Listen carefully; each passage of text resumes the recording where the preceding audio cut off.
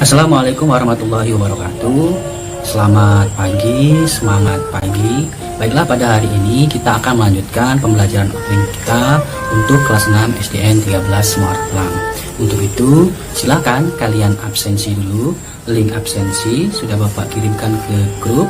Silahkan ketikkan nama, kelas, dan jangan lupa materi pada pagi hari ini. Hari ini kita akan mempelajari tema 5, wirausaha, subtema 1 untuk pembelajaran ke-1. Baik, simak baik-baik materi pelajaran berikut ini. Di pelajaran sebelumnya, kalian sudah mempelajari mengenai kerjasama ASEAN, bukan? Masih ingatkah kalian berapa jumlah negara anggota ASEAN? Ya, tepat sekali. Jawabannya adalah 10 negara, yaitu Indonesia, Malaysia, Thailand, Singapura, Filipina, Brunei Darussalam, Vietnam, Laos, Myanmar, dan yang terakhir adalah Kamboja. Dalam menjalankan roda perekonomian, suatu negara tidak dapat berdiri sendiri. Maka dari itu, 10 negara anggota ASEAN melakukan kerjasama. Salah satu di antaranya adalah kerjasama dalam bidang ekonomi. Untuk memperdalam lagi kerjasama dalam bidang ekonomi, perhatikan kegiatan wirausaha berikut. Usaha yang pertama yaitu pengrajin batik, yang kedua pangkas rambut, yang ketiga fotokopi, dan yang keempat adalah montir. Dari keempat contoh kegiatan wirausaha tersebut, bahwa sumber daya manusia berasal dari dalam negeri, namun peralatan yang biasanya dipakai itu didatangkan dari luar negeri. Kegiatan membeli atau mendatangkan barang dari luar negeri disebut dengan impor, sedangkan kegiatan menjual barang ke luar negeri disebut dengan ekspor.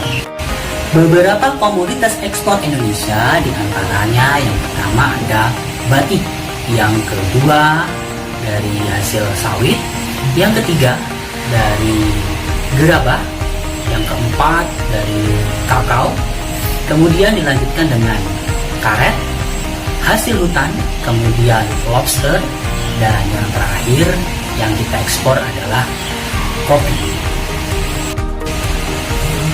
Komoditas impor atau biasanya barang-barang yang kita beli dari negara ASEAN, yaitu diantaranya ada beras dari Vietnam dan Thailand, dilanjutkan dengan gula pasir dari Malaysia dan Thailand, kemudian daging ayam dari Malaysia, bawang merah dari Filipina dan Thailand, dan yang terakhir yang biasanya kita impor adalah bawang putih dari Vietnam. Itulah beberapa barang yang biasanya kita impor dari negara-negara ASEAN.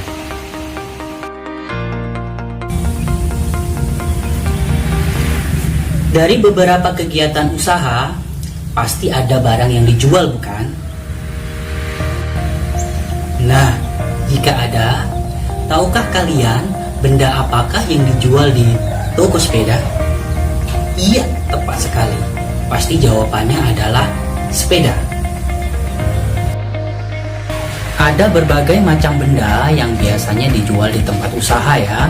Baik, Bapak akan menyebutkan beberapa contohnya saja. Yang pertama ada peniti, kemudian penghapus, paku, kemudian dilanjutkan dengan gunting, sisir, batu, kemudian kayu, karet gelang, bunga, dan yang terakhir adalah kaca.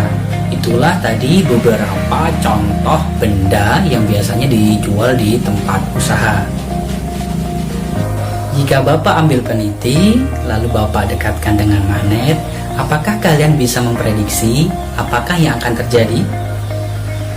Iya, tepat sekali. Peniti akan tertarik oleh magnet.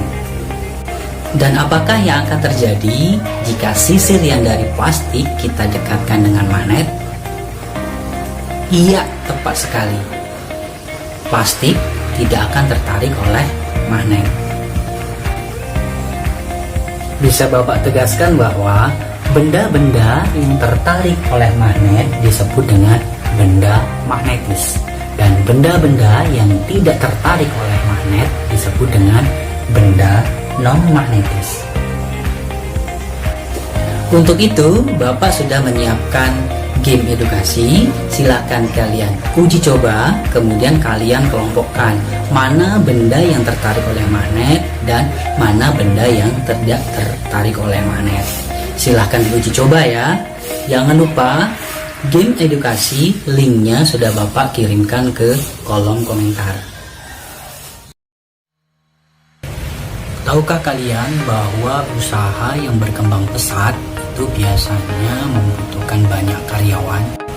Nah, persyaratan untuk melamar menjadi karyawan biasanya harus melampirkan yang namanya daftar riwayat hidup.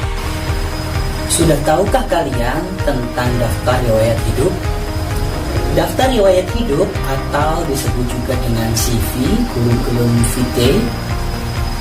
Daftar riwayat hidup adalah dokumen atau catatan yang menggambarkan pribadi seseorang. Daftar riwayat hidup dirancang agar penggambaran diri menjadi lebih singkat. Bagian-bagian penting pada daftar riwayat hidup yaitu 1. Identitas diri. Yang kedua, riwayat pendidikan. Dan yang ketiga, pengalaman kerja. Yang keempat, mengenai keterampilan. Yang kelima, prestasi yang sudah diraih. Nah, sekarang kalian sudah paham kan bagian-bagian penting dari daftar riwayat hidup? Baiklah, itu tadi materi yang Bapak sampaikan, yaitu materi tema 5, subtema 1, pembelajaran 1. Bapak harap materi yang Bapak sampaikan tadi, yang pertama yaitu mengenai kerjasama ekonomi negara-negara ASEAN, ada komoditas ekspor Indonesia, kemudian ada komoditas impor, kemudian dilanjut benda magnetis dan non magnetis, kemudian ada materi yang terakhir tadi yaitu mengenai formulir daftar riwayat hidup. Jadi materi yang Bapak sampaikan tadi semoga bisa kalian terima, kalian pahami.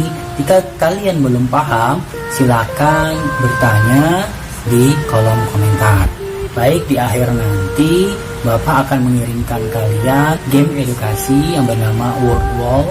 Nanti linknya sudah Bapak kirimkan ke grup. Silahkan kalian uji coba pemahaman kalian. Silahkan dicoba di sana nanti di Word Wall itu untuk mengetahui pemahaman kalian mengenai benda magnetis dan non magnetis. Kemudian selanjutnya ada satu link lagi yang harus kalian kerjakan, yaitu pemahaman kalian mengenai materi tadi yang akan Bapak kirimkan melalui Google Form. Baik, itu saja yang Bapak sampaikan pada materi pertemuan kali ini. Bapak akhiri, wassalamualaikum warahmatullahi wabarakatuh.